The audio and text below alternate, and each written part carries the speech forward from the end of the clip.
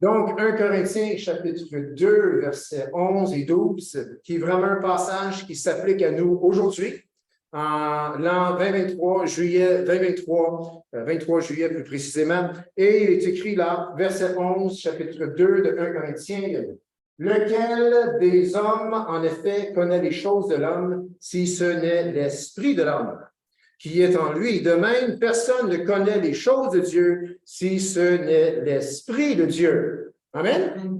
Combien ici ont un esprit humain? Ah, pas tout le monde? OK. Je voulais juste savoir. Combien ici ont un esprit humain? Tout le monde devrait lever la main en passant. C'est ça. On a un exemple. Et cet esprit connaît les choses de l'homme. Et le privilège qu'on a, c'est qu'on a le Saint-Esprit en nous. Amen? Et lui, il connaît les choses de Dieu. Donc, en nous, il y a celui qui connaît les choses de Dieu. En nous, il y a celui qui connaît les choses aussi de l'homme. Verset 12. Or, nous n'avons pas reçu l'Esprit du monde. Amen. Nous n'avons pas reçu l'Esprit du monde. Amen. Peu de participation, merci.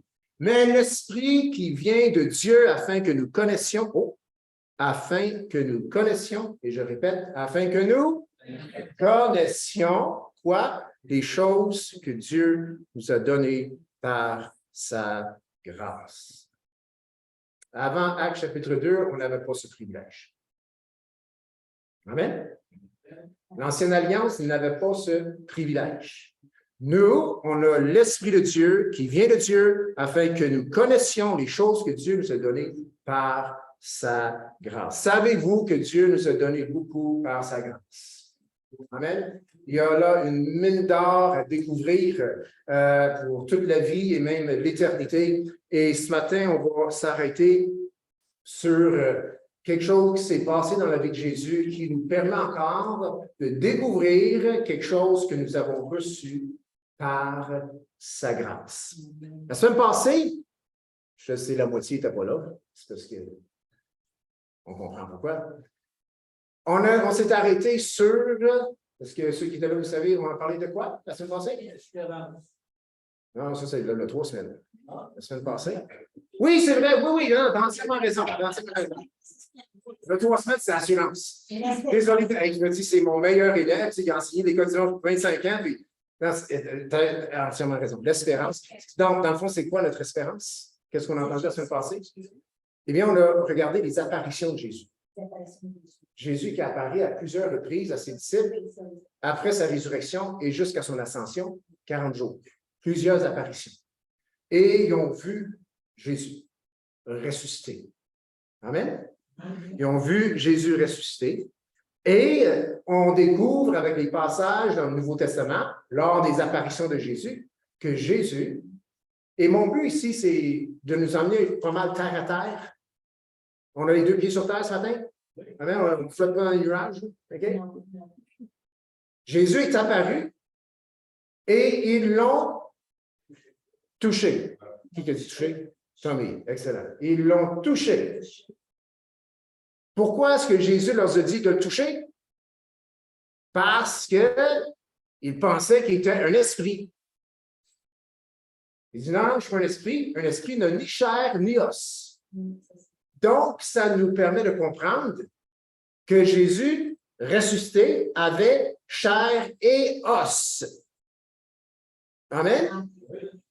Ah oui, pasteur, ça fait longtemps que je fais ça, c'est écrit dans la Bible. Non, mais pensez si bien, là. Avouons-le, vu parce qu'on n'a jamais vu Jésus, c'est comme pour nous un esprit ou quelqu'un d'immatériel, un peu comme notre esprit en nous, qu'on ne voit pas, on ne peut pas toucher. Non, les disciples, ils l'ont touché. À l'écran, Luc 24, 39, une petite révision.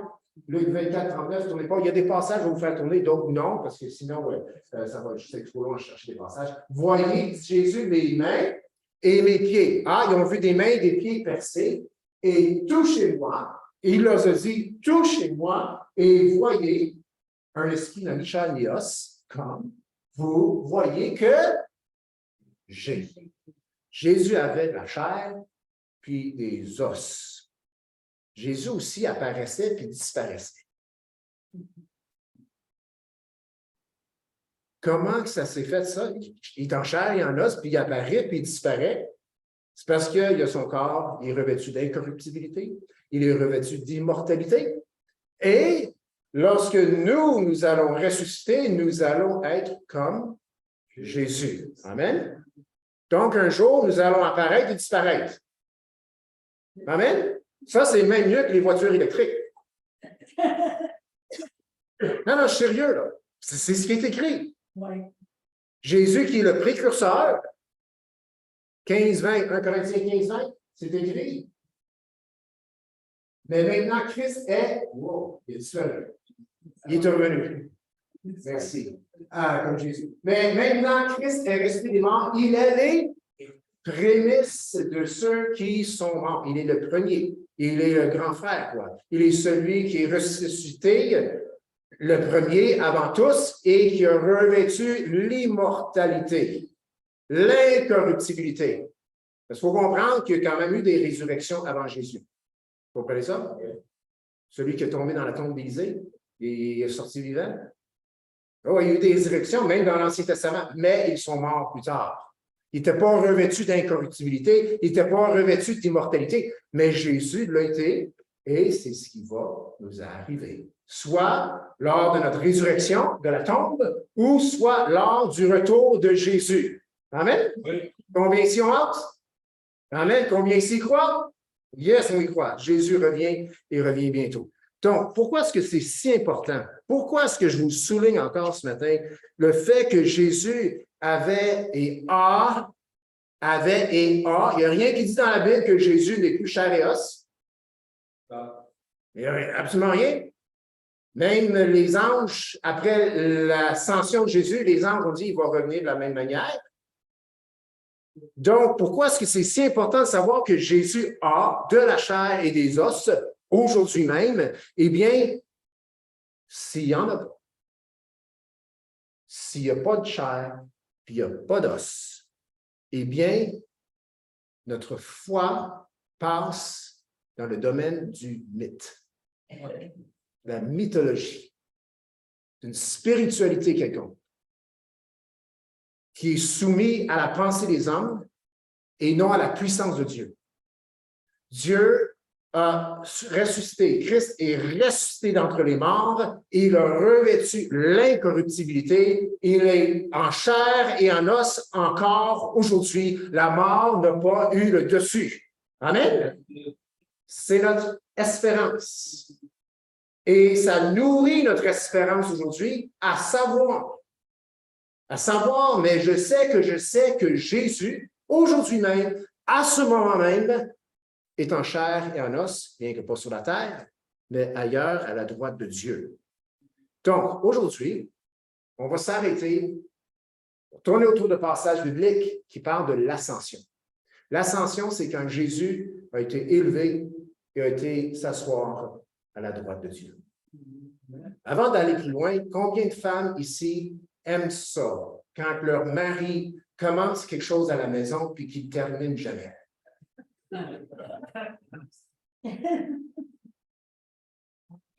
Même ma femme n'a pas la main. On n'aime pas ça, hein?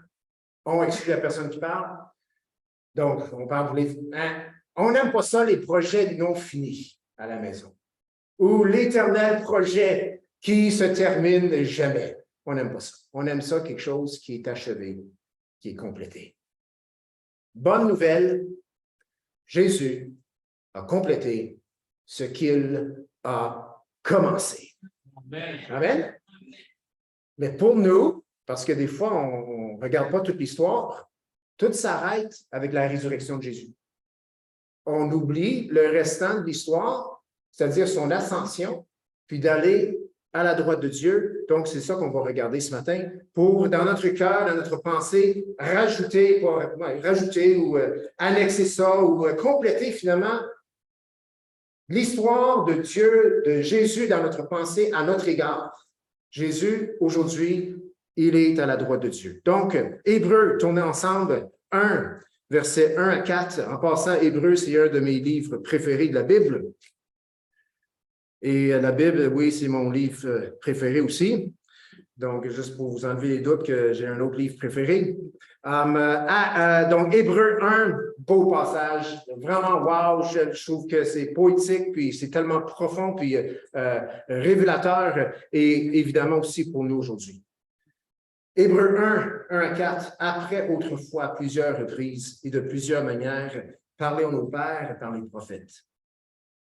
Dieu, dans ces derniers temps, nous a parlé par le Fils, qu'il a établi héritier de toutes choses, par lequel il a aussi créé le monde, et qui, étant le reflet de sa gloire et l'empreinte de sa personne, et soutenant toutes choses par sa parole puissante, a fait la purification des péchés et s'est assis à la droite de la majesté divine dans les lieux très hauts, devenu d'autant supérieur aux anges qu'il a hérité d'un nom plus excellent que le leur. Père, ce matin, on vient à toi avec un cœur rempli d'action de grâce. Nous n'avons pas seulement les écrits des prophètes des anciens temps qui prophétisaient au sujet de ta venue, puis c'était flou, c'était vague. Non, nous avons le Fils qui, dernièrement, oui, nous a parlé et qui nous parle par sa parole et qui, aujourd'hui, est établi. Oui, établi et qui a déjà fait la purification des péchés et qui est assis maintenant à la droite de la majesté divine. Père, merci. Et que ce matin, au travers de ce message, Saint-Esprit, que tu puisses enraciner dans nos cœurs ta parole, la parole de Dieu, afin qu'elle puisse nous donner vie, afin qu'elle puisse nous donner, Seigneur, sagesse, intelligence spirituelle. Et Seigneur, merci pour ton Saint-Esprit qui nous enseigne au sujet de Jésus qui aujourd'hui est à la droite de Dieu et comment cela peut affecter, déborder dans nos vies pour affecter notre conduite quotidienne de marche avec toi. Seigneur Jésus, merci. Merci d'inspirer ce message par ton Saint-Esprit. Et c'est dans le beau nom de Jésus qu'on a prié et que tout le monde puisse dire Amen. Vous pouvez garder votre doigt dans Hébreu parce qu'on va souvent y revenir ce matin. À l'écran, acte 1:9, c'est le moment où Jésus quitte la terre. C'est le 40e jour. Et les disciples sont là, acte 1:9, après avoir dit cela, il fut élevé pendant qu'il le regardait. Et une nuée le déroba à leurs yeux. Juste en regardant ce passage, on voit que Jésus, bien qu'il a chair et os, bien qu'il a un corps qu'on peut toucher, n'est pas sujet aux lois de la physique. Il a été élevé devant eux. Nous, on peut sauter, on finit toujours à revenir au sol. Amen? Oui, c'est ça. Jésus, bien que on peut toucher, il a mangé du poisson, il a mangé du miel, et qu'il y a un corps en chair et en os, fut élevé devant eux. Donc, c'est parce qu'il avait un corps immortel, incorruptible. Donc, il fut élevé devant eux. Et bien qu'il avait ce corps jusqu'à un certain point physique, mais immortel. Avancez dans Hébreux, chapitre 4, verset 14. Qu'est-ce qui s'est passé après Acte 1:9?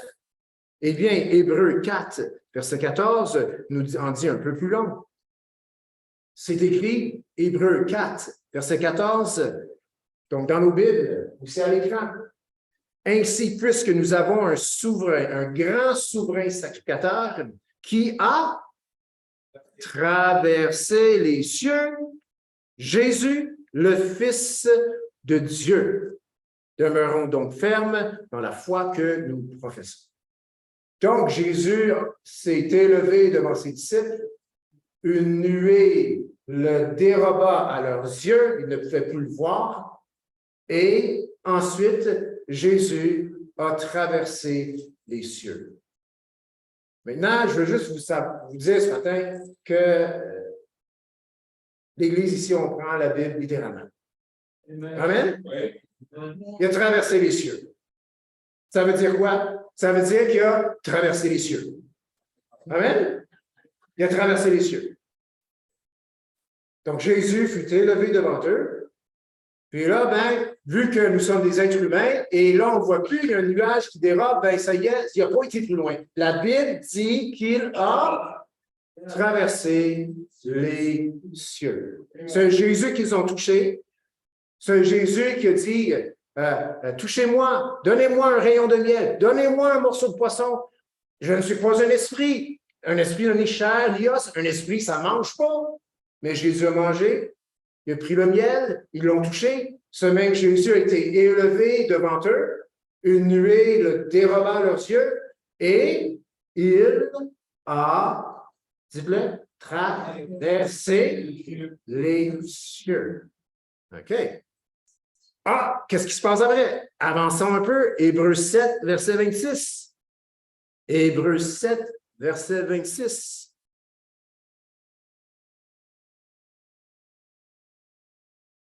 Parlant toujours de notre souverain sacrificateur qui est Jésus.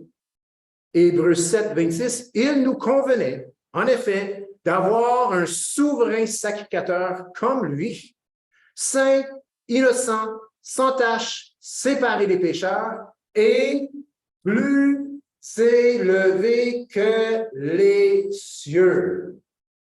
Oh!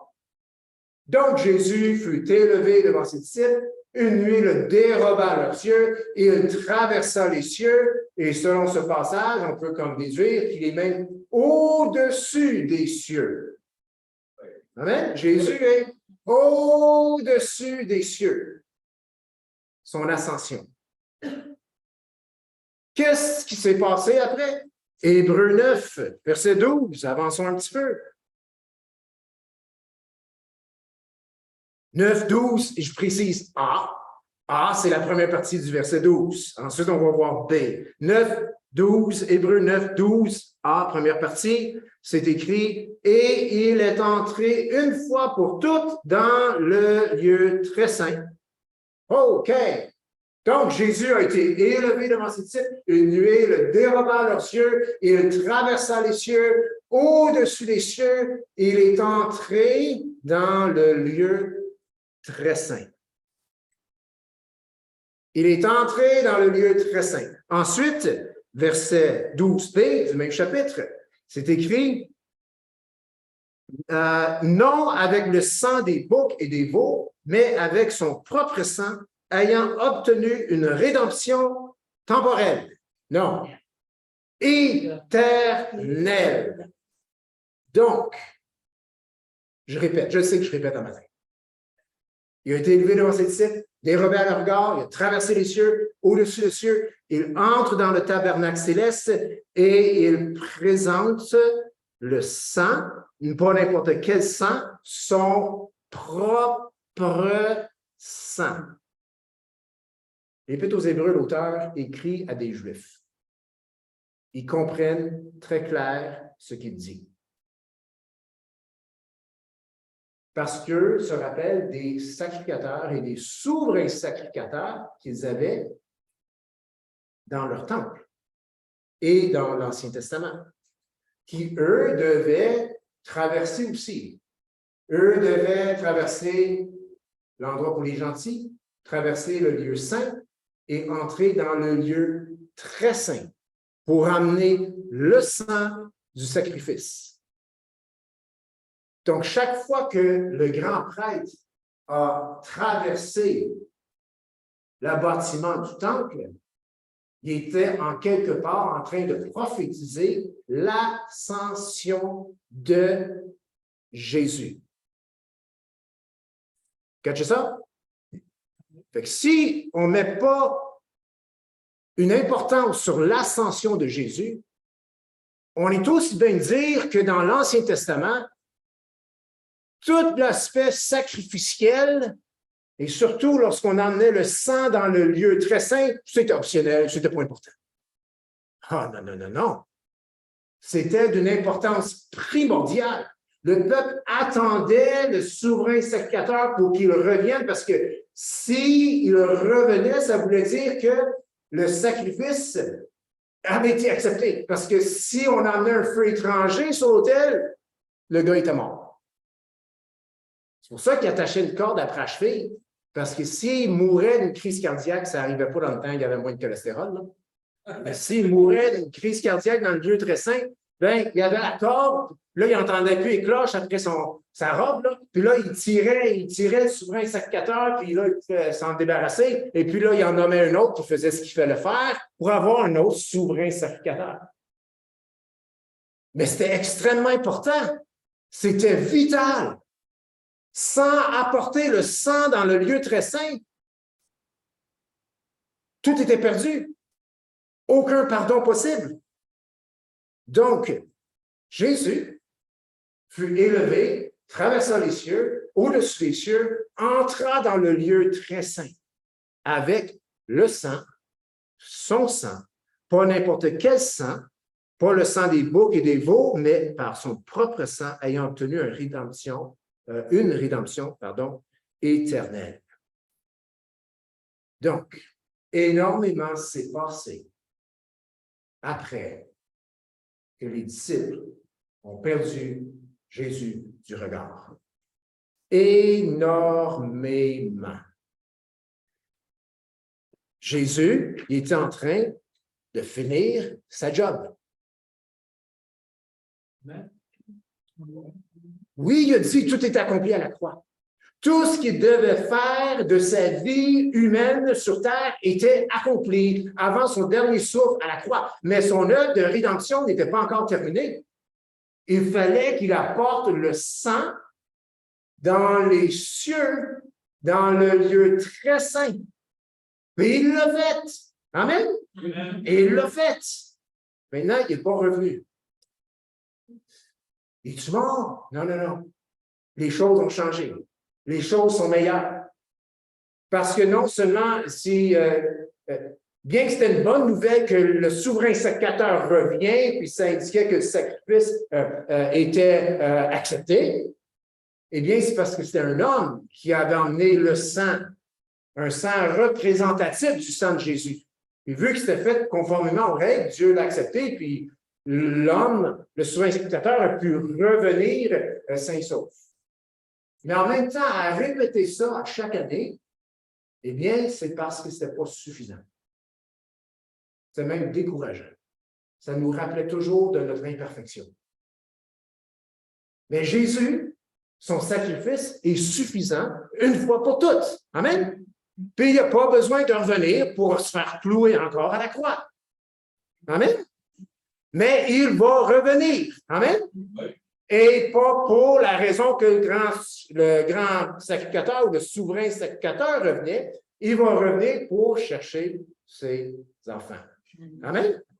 Jésus, aujourd'hui, en ce moment même, est dans les cieux. Il a déjà entré dans le lieu très saint. Il a apporté le sang et il a encore, toujours, en ce moment, un corps glorifié qu'on peut toucher. On ne peut pas le toucher parce que, tout comme je ne pourrais pas vous toucher si vous étiez en Afrique. Non? Distance, séparation physique. Mais il a toujours ce corps glorifié, immortel, incorruptible. Et c'est avec ce corps qu'il a traversé les cieux. Donc, Jésus, il avait tout fait ce qu'il avait à faire sur la terre. Mais quand je viens de dire, son œuvre n'était pas terminée. Et je vais vous le montrer avec un passage, Jean 20, verset 13. Restez dans les Hébreux, on va aller à l'écran. Jean 20, verset 13. C'est lors d'une des apparitions de Jésus envers Marie-Madeleine. Et Marie-Madeleine était bien contente de voir Jésus. Très contente. Et donc, ça s'en vient à l'écran, sinon je vais le tourner dans ma Bible. Et puis, je pense qu'on peut comprendre, les disciples, ils auraient voulu garder Jésus avec eux. Amen? Je veux dire, si j'avais été un disciple de Jésus, un des 12, je pense que j'aurais voulu garder Jésus avec moi. Amen? Je dis, c'est merveilleux. Jésus, c'était merveilleux. Mais Jésus a dû quitter. Mais on a voulu le retenir, au moins émotionnellement. Jean 20, il apparaît de merci. Jésus dit à Marie-Madeleine, ne me touche pas, car je ne suis pas encore monté vers mon Père, mais va trouver les frères et dis-leur que je monte vers mon Père et votre Père, vers mon Dieu et votre Dieu. Passage merveilleux. On a arrêté dessus la semaine passée, moi ce matin. Jésus est notre frère. Amen. Remarquez. Je monte vers mon Père et votre Père. Donc, si on a le même Père, ça veut dire qu'on est frères. Amen? Sœur aussi. Au ciel, il n'y a pas de femme dedans. Mais aujourd'hui, il faut faire attention à ce qu'on dit. Hein? On ira. Vers mon Père et votre Père.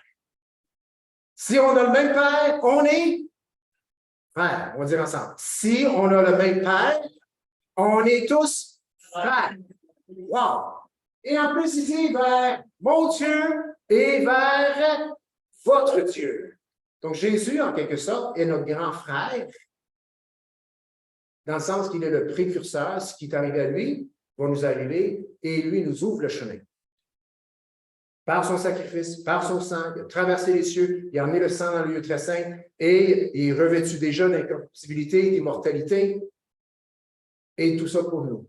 On va, comme lui, ressusciter, être revêtu d'immortalité. Mais là, ici, avec Marie-Madeleine, il dit, ne me touche pas. Et gros dilemme pour les commentateurs. Puis ils peuvent sortir avec toutes sortes de belles théories avec celle-là. C'est-à-dire, Jésus est monté et descendu plusieurs fois.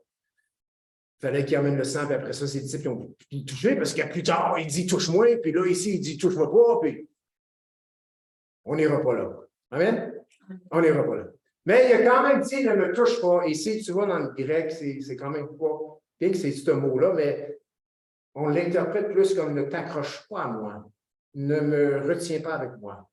Je ne peux pas toujours être avec vous. Mon œuvre n'est pas encore terminée. Je dois monter vers mon Père. D'autres mots, Marie, je suis là, je t'apparais, bientôt je vais disparaître. Mais je t'ai dit que j'allais envoyer le Saint-Esprit, ce qu'il a envoyé par la suite. Donc, il ne voulait pas que Marie s'accroche à lui, s'attache à lui, puis dire finalement, « Ah, je suis tellement consolé. » Effectivement, il est revenu d'entre les morts, puis on va le garder avec nous pour toujours. Jésus dit, « Non, Marie, ne me touche pas, ne t'accroche pas à moi. Mon œuvre n'est pas terminée. Je dois monter vers mon Père, votre Père. » Et pourquoi devait-il monter vers son Père? Eh bien, on l'a vu, vous êtes toujours là, 9-12 en hébreu.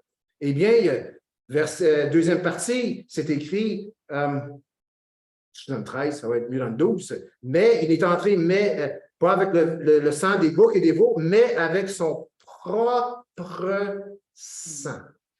Il ne pouvait pas rester, il devait aller amener son propre sang. Qu'est-ce qui s'est passé après qu'il a offert ce sacrifice? Retournons dans le verset 3 du premier chapitre d'Hébreux. Et il est écrit là qu'il a fait au verset 3, deuxième partie, mais on va aller au début du verset 3 pour pas que personne ne se perde, et qui, étant le reflet de sa gloire et l'empreinte de sa personne et soutenant toutes choses par sa parole puissante, a fait, avec du passé, a fait la purification des péchés. Donc, il est entré dans le lieu saint avec le sang, comme on nous dit 9, verset 12. Il a fait la purification des péchés et ensuite, il s'est assis. Jésus s'est assis. Dites le mot, assis. Assis. On dit ça à nos chiens. Assis-toi. Assis. Jésus s'est assis.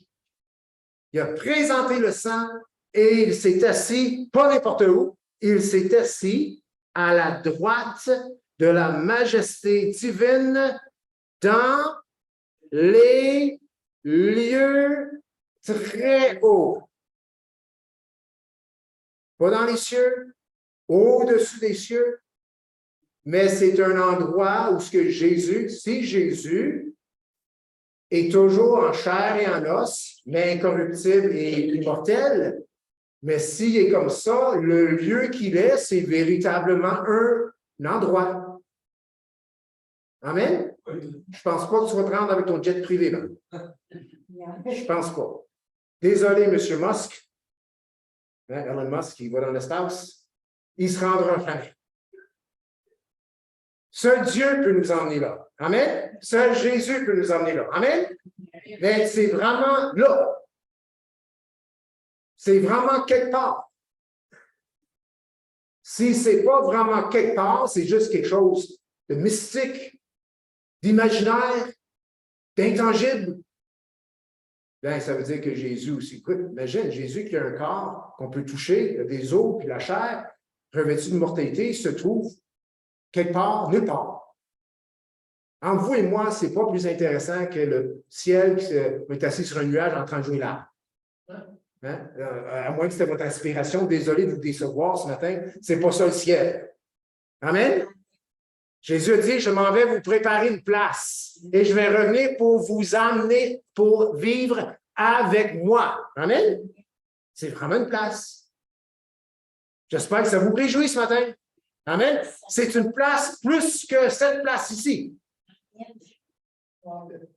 La vie ici, c'est juste une image, une représentation du véritable. Désolé de vous décevoir, votre maison, c'est une fake. C'est une fake. Ah, c'est la maison de mes rêves. C'est une fake. C'est une image, une représentation du vrai. Jésus est parti nous préparer une place. Jean 15, 14, 16, quelque chose comme ça. Parti nous préparer une place pour nous emmener avec lui. Il est en train de finir ta chambre. Il est en train de finir ta maison. Ça, c'est l'œuvre, le travail, le ministère de Jésus. Maintenant. Amen. Quand toutes les chambres sont finies, on s'en va. On va s'y rendre. Amen. Donc, Jésus a apporté le sang et il s'est assis. Le terme ici, pour un juif, s'il entend ce terme-là, assis, ça symbolise terminé, accompli, achevé. Jésus ne s'est pas assis à la croix. Il a dit tout est terminé, il ne s'est pas assis. Aussi, dans la culture juive, on s'assisait pour enseigner. Ou après avoir lu les Écritures, on s'assoyait. Mais il y avait cette notion, quand on s'assit, c'est terminé, achevé, complété, avec succès. Jésus, oui, on dit debout à la droite de Dieu, intercédant pour nous, des expressions peut-être du jargon chrétien, mais il s'est assis. Ça ne veut pas dire qu'il est toujours resté assis, mais il a présenté le sang et il s'est assis. Symbolisant la rédemption des hommes est maintenant complétée. C'est terminé. J'ai fait la job de A à Z. Et je suis revenu dans les cieux, dans le lieu saint, j'ai présenté le sang et mon Père m'a fait asseoir à sa droite. Droite, que veut dire droite? Droite veut dire autorité, veut dire puissance, veut dire majesté, veut dire royauté. Jésus s'est pas assis à gauche. Votre gauche? Il s'est assis à la droite de Dieu. C'est bien ça, la droite, il faut toujours que j'y pense. Je ne sais pas, ça j'en ai connecté quand j'étais petit. Quand je suis en voiture et on me dit tourne à gauche, je tourne toujours à droite, sans même y penser. Donc, il faut que je réfléchisse. Ça, c'est la droite. Hein? C'est ma droite, c'est ça? Oui, c'est avec ce main-là que j'écris. Je suis droitier. Il est assis à la droite de Dieu. Ce n'est pas un Jésus faible. Ce n'est pas un Jésus impuissant. Ce n'est pas un Jésus sujet. C'est un Jésus roi qui règne, tout-puissant, et positionné au-dessus des cieux, indiquant donc que tout ce qui est sous lui est soumis. Amen? Il n'y a rien plus haut que Dieu. Il est au-dessus des cieux. Amen? Il est au-dessus de tout et de tous. Donc, le diable et ses manigances sont toutes en dessous. Amen? Et nous aussi, on est physiquement en dessous, mais en nous, il y a celui qui est au-dessus de tout. Amen? C'est ça qu'on parle de royaume de Dieu qui s'exprime sur la terre. C'est au travers des chrétiens, c'est au travers de l'Église. Parce qu'en eux, il y a quelqu'un qui n'est pas dans le monde ou les gens du monde. En eux, il y a l'esprit de celui qui est assis à la droite de Dieu. En eux, ils ont celui qui a traversé les cieux, au-dessus des cieux, qui est entré dans le lieu saint, qui a présenté le sang et qui s'est assis, disant que tout est accompli. Amen. Amen. Tout est accompli. Jésus a complété l'œuvre de la rédemption, l'œuvre du salut, l'œuvre du pardon. Il l'a complètement, entièrement accompli et c'est pas à recommencer. Parce que si c'était accompli à recommencer, c'est pas accompli. Amen? C'est accompli. Donnons une gloire à Dieu pour ça. Gloire à Dieu, c'est accompli. Je suis content qu'il est assis. Je suis content qu'il est à la droite de Dieu. Je suis content qu'il y a l'autorité sur l'univers. Je suis content qu'il y a l'autorité sur toutes choses. Et je suis content aussi qu'il nous confère également cette autorité qu'il a parce qu'il est en nous. Donc, l'ascension. Que nous enseigne-t-elle? Nos yeux humains, l'ascension s'est terminée quand Jésus a été caché. Mais ça s'est poursuivi par la suite aussi. Ce n'était pas terminé. L'ascension ne nous enseigne pas juste que Jésus est disparu.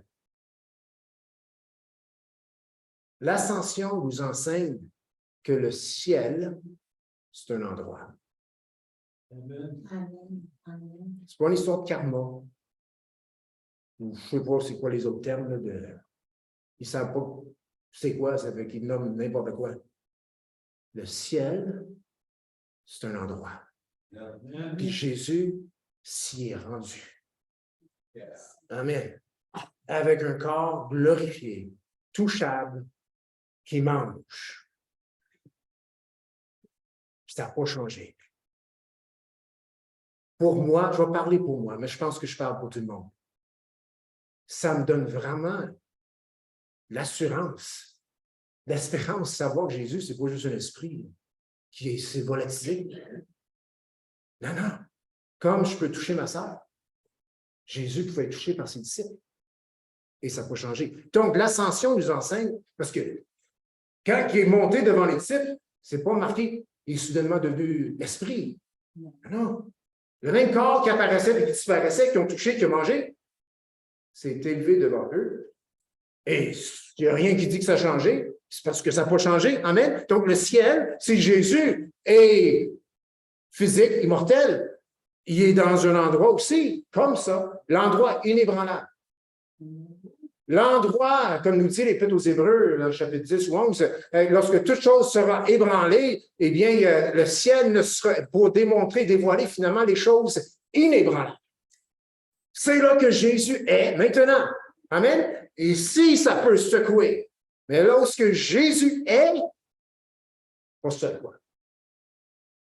Nous, la création vient de là. Ce n'est pas le ciel qui vient de la création.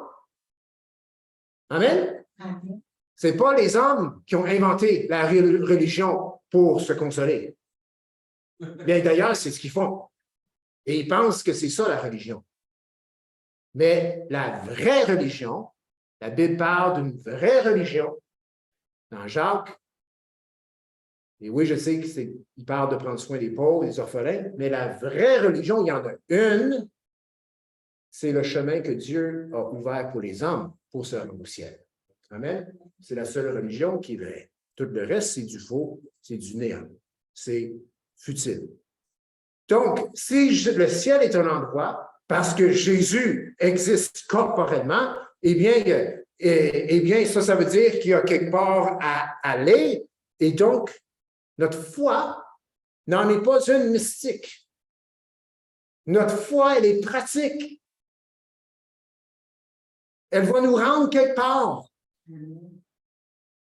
On va être revêtu d'incorruptibilité. On va être revêtu d'immortalité. Donc, sachant que le ciel est un endroit, parce que Jésus, qui était un corps physique immortel, s'y est rendu, eh bien, et aussi qu'il est toujours comme cela, eh bien, notre foi, elle est vraiment pratique. Jésus, c'est le lien entre le ciel et la terre. Jésus, savez-vous, avec l'incarnation, il a changé sa forme pour l'éternité. Jésus n'avait pas un corps avant d'être incarné. Vous saviez ça? Peut-être que vous ne saviez pas. C'est quelque chose que Jésus a fait. Il a revêtu sa création. Il a revêtu une chair semblable à la nôtre, c'est-à-dire qu'il n'y avait pas de nature pécheresse. Puis il a persévéré sous la tentation, sous l'adversité. Il a persévéré même au travers de la mort et il est ressuscité avec un corps glorifié. Mais ce corps glorifié, il ne l'avait pas avant qu'il ait été incarné. Noël vient avant la Pâque. Amen? Puis après la Pâque, Jésus n'était pas comme avant Noël. Comprenez? Donc, du ciel, il est venu.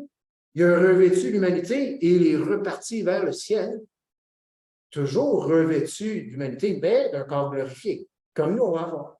Jésus, c'est le lien entre le ciel et la terre. Personne ne se lien, sauf nous, les chrétiens. Sauf nous qui avons Jésus. Amen? Oui. Une autre chose que l'Ascension nous enseigne, avec 1:11, c'est que Jésus revient. Amen, oui, on n'est pas bientôt. Et je ne veux pas péter la ballon de personne. Moi aussi, je crois que Jésus revient bientôt, puis je crois que le monde va de pire en pire. On est d'accord? Oui. En tout cas, ça s'en va pour le mieux. Hein? Non, sérieux, mais vraiment sérieux, là, ça s'en va pour le mieux. Et je crois vraiment que Jésus revient très, très, très bientôt. Amen? Oui. Sauf, soyons réalistes aussi, ça fait 2000 ans qu'ils disent ça. Donc, non, mais c'est une réalité avec laquelle on doit composer. Mais il faut vivre comme s'il revient demain. Amen? Oui. Mais on vit dans notre réalité historique aussi. Et dire, ces hommes vêtus en blanc, c'était des hommes vêtus en blanc. Certains les appellent des anges, mais la Bible dit des hommes vêtus en blanc. Hommes galiléens, pourquoi vous arrêtez-vous à regarder le ciel?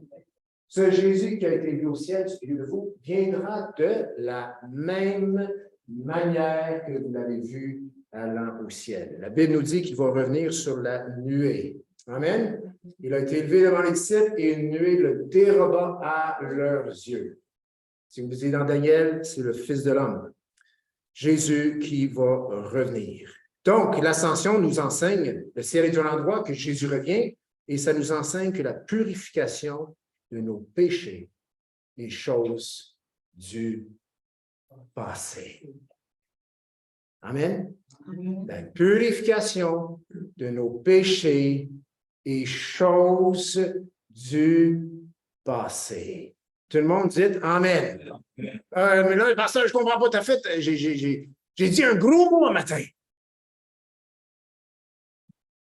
La purification des péchés est chose du passé. Jésus il a payé pour tous les péchés. Amen? Oui. Même ceux que tu vas faire demain. Amen? Oui. Nous, c'est parce qu'on vit dans le temps, puis on a passé, futur, présent. Puis dans notre pensée, c'est que c'est tout couvert derrière nous, mais là, à partir d'aujourd'hui, puis là, on rentre dans un genre de perfectionnisme pour pécher, puis c'est vrai. Je ne suis pas en train de dire que c'est bon pécher, là. Mais on a, c'est notre côté humain, intellectuel qui embarque. Il faut que je fasse de mieux en mieux. Puis oui, il faut qu'on fasse de mieux en mieux. Mais Jésus a payé pour tous les péchés. Amen. C'est notre consolation, c'est notre assurance. Donc, la purification de nos péchés est chose du passé. C'est fait et c'est fait. Pouvez-vous juste imaginer si Jésus, avec ses disciples, je pense que j'ai passé mon temps, hein? Désolé. Jésus, imaginez avec ses disciples, imaginez, il leur apparaît.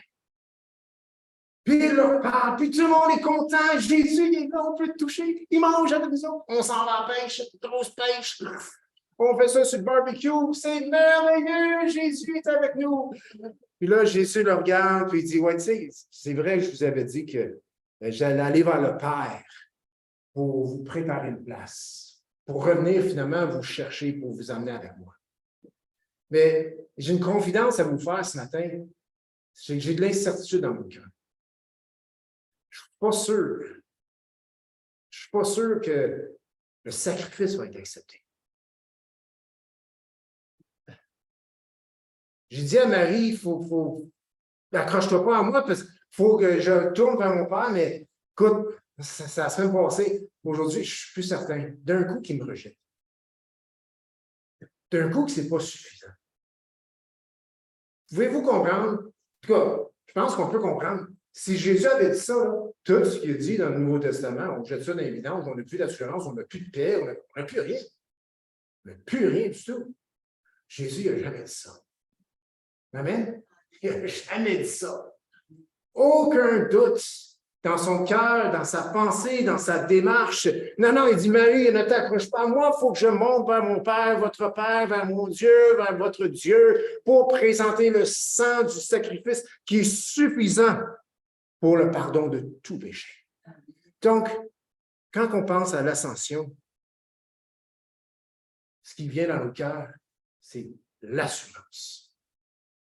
C'est sûr que c'est sûr que c'est sûr que c'est sûr que c'est sûr que c'est sûr que c'est sûr que c'est sûr que c'est sûr que le sacrifice de Jésus est entièrement suffisant. Tu peux être dans le découragement aujourd'hui. Tu peux être dans l'abattement. Tu peux être dans la culpabilité. Ce que je te dis ce matin, ce que la parole de Dieu dit ce matin, ce que le Saint-Esprit dit au travers de la parole de Dieu, c'est que le sacrifice de Jésus est entièrement suffisant. Et il n'y a aucune condamnation pour ceux qui sont dans Jésus-Christ. Amen? Il n'y en a aucun. Puis on a cette assurance. Donc, sois assuré ce matin. Peu importe comment tu peux filer. Ça, c'est ce que tu files. Ce n'est pas la réalité dans le ciel. La réalité dans le ciel, c'est ce que tu files à cause du péché a été effacé, a été couvert. Le sang a été présenté. Et nous avons cette assurance du pardon. Amen. Levons-nous ensemble. On va juste aller à la prière. Ensuite, pour quelques petites annonces. Seigneur Jésus, on veut te dire merci ce matin. Et Seigneur Jésus, tu nous donnes cette assurance ce matin que tout est accompli. Que tout est accompli. Seigneur Jésus, tu as été élevé devant tes disciples, tu as traversé les cieux et tu t'es assis, tu as présenté le sang et tu t'es assis à la droite de Dieu. Et comme nous dit l'apôtre Paul, Éphésiens 1:20, et Dieu l'a déployé en Christ en le ressuscitant des morts et en le faisant asseoir à sa droite dans les lieux célestes, au-dessus de toute domination, au-dessus de toute autorité, au-dessus de toute puissance, au-dessus de toute dignité et au-dessus de tout nom qui peut se nommer, non seulement dans le siècle présent, mais encore dans le siècle à venir. Et il a tout mis sous ses pieds et il l'a donné comme chef suprême à l'Église. Donc, notre chef suprême, c'est toi, Jésus. Notre chef suprême a traversé les cieux. Notre chef suprême est entré dans le lieu très saint. Notre chef suprême a présenté le sang pour nos péchés. Et ce sacrifice, ce sang a été reçu, accepté. La preuve, Jésus, tu es assis à la droite de Dieu et Dieu a déployé sa puissance, son autorité en toi, Christ, et tu règnes à jamais. Et Seigneur Jésus, on se réjouit ce matin car nous avons cette espérance, non seulement que nos péchés sont entièrement purifiés, lavés, éliminés, mais Seigneur, nous avons cette espérance que tu reviens et que tu reviens bientôt. Donc, Seigneur Jésus, que cette espérance, cette assurance, c'est-à-dire que nous avons, cette assurance puisse nous propulser dans la vie lundi, mardi, mercredi, jeudi, dimanche après-midi, toute la semaine, 7 jours sur 7, Seigneur, nous propulser sur le chemin de la vie chrétienne en Christ, sur le chemin de l'obéissance, sur le chemin de la foi, sur le chemin de la parole de Dieu, sur le chemin d'être rempli du Saint-Esprit continuellement, afin, Jésus, de mener des vies qui te glorifie. Seigneur Jésus, merci. Puis je prie aussi, Père, pour chaque personne ici. S'il y en a qui vivent de l'abattement, je renvoie cet abattement. C'est juste quelque chose du malin. Je le renvoie dans le nom de Jésus. Ou ce découragement, je le renvoie dans le nom de Jésus. Et je déclare ce matin une vérité biblique, c'est que ton péché a été expié, a été enlevé. Ça fait déjà 2000 ans. Jésus a porté tous nos péchés à la croix. Jésus savait ce que tu allais faire hier, mais avant cela, il t'a pardonné. Donc, vis cette pleine assurance ce matin d'avoir le pardon de Dieu dans ta vie. Et c'est dans le précieux et beau nom de Jésus qu'on a prié et que tout le monde peut dire Amen. On peut donner le bonheur au Seigneur Jésus ce matin. Yes. J'espère que vous avez une grande assurance. Amen. Ou peut-être que vous avez saisi un petit peu plus cette assurance que nous avons, Jésus. Amen. Assoyons-vous juste quelques petites annonces. Et je sais que les annonces, c'est plus pour les gens qui fréquentent l'Église ici à tous les semaines. Je vais le faire quand même. Donc, étant donné la période estivale, et il n'y aura pas d'études bibliques ce mercredi, ni mercredi suivant. Et c'est ça, prochaine annonce. Et aussi, étant donné la période estivale, il n'y a pas de rencontre Zoom en semaine, donc les vendredis, pour le 28 juillet et le 4 août, ça va reprendre après. Et mardi, donc après-demain, il y a une rencontre de diacre à 19h avec un chat. Et le chat, c'est lui qui finance. Donc. Et dimanche, le 20 août à 12h30, dialogue à l'église pour ceux qui sont impliqués dans la musique et l'audiovisuel, aux responsables peuvent passer tout simplement du temps avec vous. Et je crois que c'était la dernière annonce, ça se fait? Ah oui, pour ceux qui prennent des vacances, bien bonnes vacances. Amen. Donc, Dieu vous bénisse, vous pouvez vous arrêter à l'entrée. Il y a du café, il y a peut-être d'autres choses. Donc, arrêtons-nous pour jaser ensemble. Dieu est bon. Amen. Amen. Bonne semaine à tous.